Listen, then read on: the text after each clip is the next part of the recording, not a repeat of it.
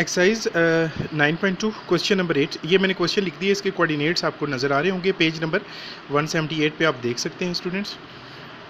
और क्वेश्चन है कि show that the points A B C D 4 points आपको गिवन है are the vertices of a rectangle, find the length of its diagonals, are they equal. तो आपको show करना है कि ये जो पॉइंट्स आपको गिवन है आपकी बुक में पेज नंबर 178 पे A B C D are the vertices of a rectangle, क्या ये मिलके एक रेक्टेंगल बनाएंगे? और अगर रेक्टेंगल बनाएंगे तो उसके डायगोनल्स क्या इक्वल होंगे? तो सबसे पहले हमें प्रूव करना होगा कि ये पॉइंट्स जो हैं ये एक रेक्टेंगल बना रहे हैं, और फिर हमें इसको प्रूव करना होगा कि इसके डायगोनल्स इक्वल हैं। तो सबसे पहले तो ऑफ कोर्स उसी तरह मैं आपको ग्राफिकल रिप्रेजेंटेशन बता देता हूँ कि सबसे पहले आपने इसका ग्राफ जो है वो कंस्ट्रक्ट करना है। तो उसके लिए मैंने एक्सिस ऑलरेडी बनाए हुए हैं, आपको नज़र आ रहे होंगे, आपको भी ये बनाने होंगे। इनके जो है वो जो बोर्ड में अगर ये क्वेश्चन इस तरह के आते हैं तो इनके मार्क्स होंगे ग्राफ बनाने के, इसलिए इसको आपको ग्राफिकली रिप्रेजेंट करना है। तो सबसे पहले तो मैं इसको ग्राफिकली रिप्रेजेंटेशन कर लेता हूँ, फिर मुझे आसान हो जाएगा देखना कि किसका डिस्टेंस हमें फाइंड करना है। तो सबसे पहला पॉइंट है -6 एंड -5, उसको मैं लोकेट कर लेता हूँ। -6 एक्स एक्सिस में और -5 वाई एक्सिस में, ये डाउनवर्ड आपको नज़र आ रहा है। यहाँ से -6 से आप एक इमेजिनरी लाइन लगाएंगे और डॉटेड लाइन लगाएंगे, और इसी तरह वाई एक्सिस की वैल्यू -5 है, तो यहाँ से आप इसकी एक लाइन लगाएंगे। जहाँ पे ये दोनों मीट कर रहे हैं वहाँ पे आपने एक कोऑर्डिनेट बना देना और उसको नेम देना होगा अकॉर्डिंग टू क्वेश्चन -6 एंड -5, ये इसके कोऑर्डिनेट्स हो जाएंगे। Now come to the next point, that is B 5 - 5, 5 X axis और एंड -5 वाई एक्सिस। अगेन आपको 5 एक्सिस से डाउनवर्ड आना होगा, और कितना डाउनवर्ड आना है कि आपके पास जो वाई एक्सिस की -5 है ये आपस में कोलाइड कर जाए, जहाँ पे मीट कर जाए वहाँ पे आपने इसको बी का नेम देना है और लिखना होगा 5 - 5। फिर सेम इसी तरह आपको सी पॉइंट को देखना है, 5 - 8 है तो 5 यही होगा, और -8 आपको डाउनवर्ड नज़र आ रहा है, 5 तो वही वाली वैल्यू आ जाएगी। तो यहाँ पे आपने एक डॉट लगाना है और इसको सी से रिप्रेजेंट करना है 5 - 8। ये मैंने थर्ड पॉइंट लिख दिया। और last one is -6 and -8, -6 x axis में और -8 वाई एक्सिस में। यहाँ से आप इसी लाइन को आगे जो है वो थोड़ा सा फर्दर एक्सटेंड करेंगे और यहाँ से -8 को देखेंगे, जहाँ पे एक दूसरे के साथ मीट कर रहे हैं उनके मीटिंग पॉइंट को डी का नेम दिया जाएगा, और आप इसको लिखेंगे -6 एंड -8। ये स्टूडेंट्स मैंने लिख दिए। अब ये 4 के 4 पॉइंट्स हमने ग्राफिकली रिप्रेजेंट कर दिए हैं। अब नेक्स्ट काम क्या होगा कि हमें इनको ज्वाइन करना होगा। आर्डर में आप ज्वाइन करेंगे, मतलब ये है कि आप ए को एग्जैक्ट एंड करेक्ट जो है वो बी के साथ ज्वाइन करेंगे, बी को सी के साथ ज्वाइनिंग होगी, सी को ऑफ कोर्स आप डी के साथ ज्वाइन करेंगे, and A will be join with D. तो आप स्टूडेंट देख रहे होंगे कि ग्राफिकली आपको तो नज़र आ गया कि ये एक रेक्टेंगल बन गया है।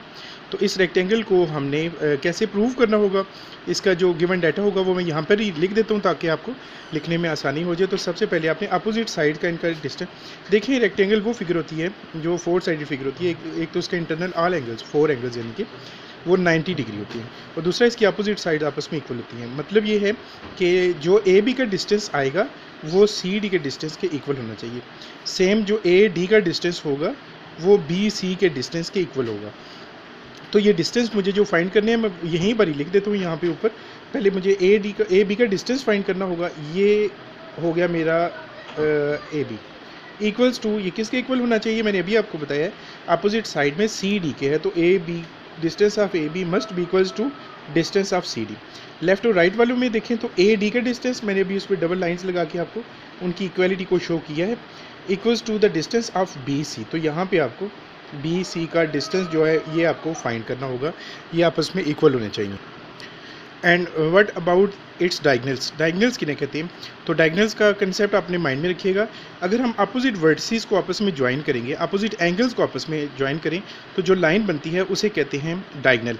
अगर मैं ए को यहाँ पर स्ट्रेट लाइन में सी के साथ ज्वाइन करता हूँ तो ये जो ए सी की लाइन है दैट इज़ कॉल्ड डायगोनल, ठीक है जी। The line which joins opposite vertices is called, angles भी कह सकते हैं हम, उसे हम कहते हैं डायगोनल। सेम इसी तरह आप सोच रहे होंगे कि बी को डी के साथ भी तो ज्वाइन किया जा सकता है ना, तो ऑफ कोर्स हम बी को डी से ज्वाइन करेंगे तो ये हमारे पास 2 डायगोनल्स आ जाती हैं।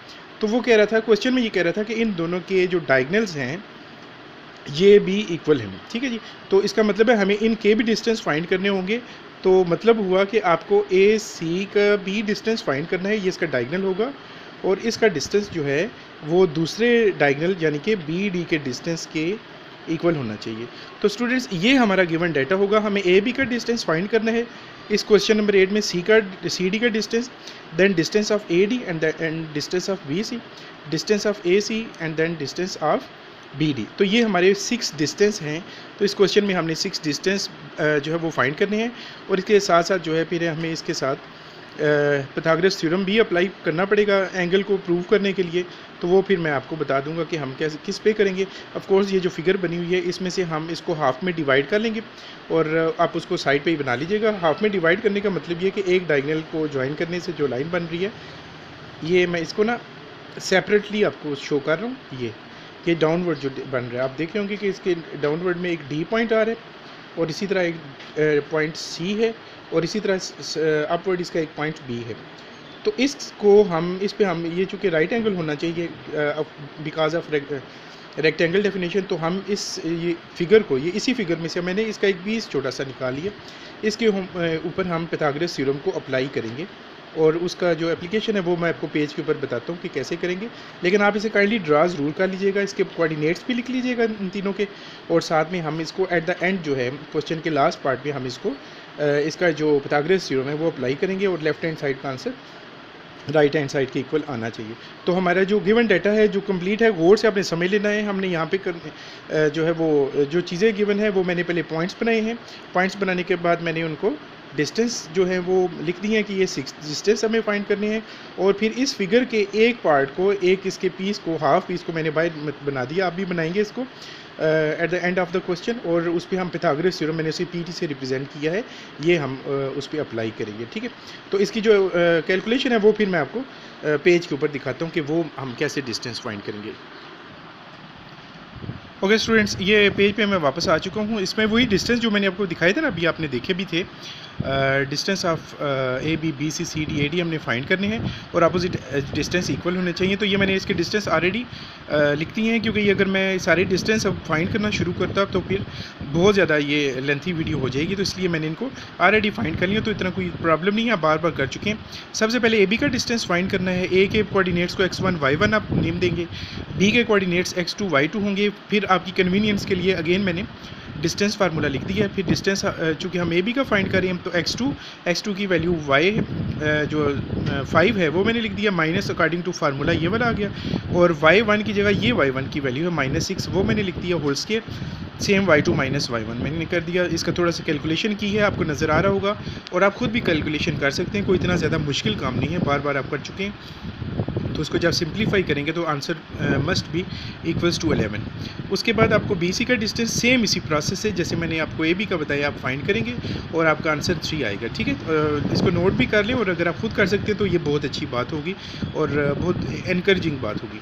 नेक्स्ट सी डी का डिस्टेंस मैंने फाइंड किया है, x1 y1 y2 minus y1 करके वही फार्मूला डिस्टेंस फार्मूला अप्लाई किया, तो मेरा आंसर 11 आया। इसी तरह मैंने ए डी का डिस्टेंस फाइंड किया है, तो वो फिर मैंने जब उसकी कैलकुलेशन की है, आपको नज़र आ रहा होगा, आप नोट कर सकते हैं, और इसको देख भी सकते हैं, और इसको समझ भी सकते हैं। वो जब इसका सोल्यूशन किया तो वो 3 आ गया। याद रखिएगा -3 बेसिकली जब आप इसका स्केल लेते हैं ना, तो ये 9 आता है, तो 9 का अंडर 3 आएगा। तो इसमें आपने ये परेशानी होना कि -3 का अंडर तो पॉसिबल नहीं है। ऑफ कोर्स -3 होल स्केयर का अंडर है, तो इसलिए -3 का जब स्केल लेते हैं तो वो 9 आता है, 9 से हम अंडर में आ जाते हैं। तो ये स्टूडेंट्स इसकी जो वो साइड्स के हवाले से था वो आप देख सकते हैं। तो आप देख सकते हैं कि जो आंसर ए बी का आया है वही आंसर सी डी का है। तो मैंने आपको जो वीडियो के स्टार्ट में बताया था ना कि ए बी का डिस्टेंस जो है वो सी डी के डिस्टेंस के इक्वल होना चाहिए, तो ऑफ कोर्स आ गया। इसी तरह बी सी का जो डिस्टेंस आया है वो आंसर आपका ए डी के डिस्टेंस के इक्वल होगा, वो दोनों 3 आ रहे हैं। तो ये वाली बात जो लिखी हुई थी, जो स्टार्ट में गिवन डाटा में मैंने बताई थी, वो यहाँ पे करेक्ट हो चुकी है।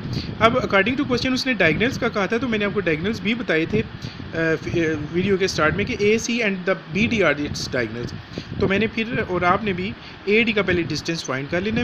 अगेन आप वही x2 minus x1 y2 minus y1 formula apply करेंगे। मैंने अप्लाई किया तो मेरा आंसर आया है √130। इसी तरह जब मैंने बी सी का डिस्टेंस डिस्टेंस फाइंड किया है इसके डायगोनल का, तो अगेन और बड़ी अमेजिंगली वो भी इक्वल टू √130 आया है। तो एक्सक्यूज़ मी। यहाँ पे आप देख सकते हैं कि डायगनल्स का जो आंसर है ये दोनों आपस में इक्वल आ गए, तो यही हमने देखना था कि क्या ये इसके इक्वल हैं। अब रह गया है पिथागोरस थ्योरम, तो वो मैं अभी आपको बताता हूँ कि पिथागोरस थ्योरम के लिए मैंने जो स्पेशली आपको एक फ़िगर बोली थी ना कि आप इसको सेपरेट कर लीजिएगा, वो उस पर हमने पिथागोरस थ्योरम अप्लाई करना था, तो वो अभी मैं आपको नेक्स्ट पेज पे दिखाता हूँ कि हम उस पर कैसे पिथागोरस थ्योरम को अप्लाई करेंगे उस फिगर के ऊपर। ओके स्टूडेंट्स, अब हम पिथागोरस थ्योरम अप्लाई करेंगे। ये वाली फिगर जो मैंने आपको वो बोर्ड के ऊपर बताई थी वो मैंने यहाँ पे अब ड्रा कर दी है। तो इस फिगर में हम जो है वो इस फिगर पर हम पिथागोरस थ्योरम को अप्लाई करने लगे हैं। ये उस फिगर में से वो जो रेक्टेंगल बना था उसका हाफ पार्ट हमने सेपरेट कर लिया है, ये प्रूव करने के लिए कि क्या ये जो सी एंगल है क्या वाकई राइट एंगल बन रहा है, 90 डिग्री बन रहा है। क्योंकि मैंने आपको बताया था कि रेक्टेंगल के ईच एंगल जो होता है वो 90 डिग्री होता है। तो ऑफ कोर्स अगर आप एक एंगल को प्रूव करते हैं तो उसके अपोजिट एंगल्स भी इक्वल हो जाएंगे, तो रिमेनिंग एंगल्स भी फिर हम आसानी के साथ बता सकते हैं कि ये भी आपस में इक्वल हैं और राइट एंगल हैं। तो ये मैंने पिथागोरस थ्योरम आप छोटी क्लासेस में पढ़ चुके हैं, हम लिख चुके, ये मैंने लिख दी है। ऑफ कोर्स आपको इसमें नज़र आ रहा होगा कि हाइपोटेन्यूज किसको रिप्रेजेंट कर रहे हैं, बेस किसको रिप्रेजेंट कर रही है और परपेंडिकुलर। ये वाली जो साइड है जो ग्रेटर साइड होती है उसे हम हाइपोटेन्यूज कहते हैं, और परपेंडिकुलर साइड आपको नज़र आ रही होगी, सॉरी परपेंडिकुलर, और जो बेस जो एक्स एक्सिस के साथ बेस के साथ होती है ऑफ कोर्स उसे हम बेस का नेम देते हैं। तो हाइपोटेन्यूज में हमारे पास जो वैल्यू है वो बी डी है, तो हम यहाँ पे लिख देंगे B D whole square equals to base हमारे पास सी डी से रिप्रेजेंट हो रही है, तो हम लिखेंगे C D whole square. Perpendicular is represented by B C, तो हम बी सी का हम होल स्क्वायर लिख देंगे। अब बी डी का जो है आंसर आपने देखना है कि बी डी का जो आपने डिस्टेंस फाइंड किया था वो हमारे पास क्या आया था। यहाँ पे आप बी डी के डिस्टेंस को यहाँ पे आप लिख देंगे जो हमने फाइंड किया था। वो मैं एक मिनट देख लूँ कि क्या आया था पिछले पेज पे। जी वो था √130, तो यहाँ पे मैं इसको लिखूँगा √130 whole square equals to C D. अब मुझे सी डी का देखना होगा कि डिस्टेंस क्या था। ऑफ कोर्स वो मैंने जब फाइंड किया था वो 11 था, तो 11 स्क्वायर हम लिख देंगे, ये हम फाइंड कर चुके हैं डिस्टेंस। अगेन बी सी की बात हो रही है, तो बी सी का डिस्टेंस अगर आप देखेंगे आप पहले फाइंड कर चुके हैं, वो 3 स्क्वायर होगा, 3 है तो उसे 3 स्क्वायर कर देंगे, ये स्क्वायर एंड रूट कैंसिल होकर 130 हो जाएगा equals to equals to 11 square equals to 121 plus 3 square equals to 9, so 130 is equal to 130, hence इसका मतलब ये हुआ कि these vertices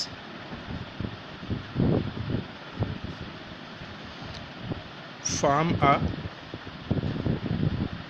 rectangle, कि ये जो वर्टिसेस हैं वो एक रेक्टेंगल की वर्टिसेस हैं और इसके डायगोनल्स तो ऑफ कोर्स ऑलरेडी हम प्रूव कर चुके हैं कि आपस में इक्वल है। तो ये स्टूडेंट्स काइंडली आप नोट कर लें, और नेक्स्ट क्वेश्चन जो है वो बिल्कुल सेम आपने इसी प्रोसेस से बिल्कुल 100% यही वाले मेथड जो मैंने अप्लाई किए हैं आपने इसके मुताबिक करना है और मुझे शो करना होगा।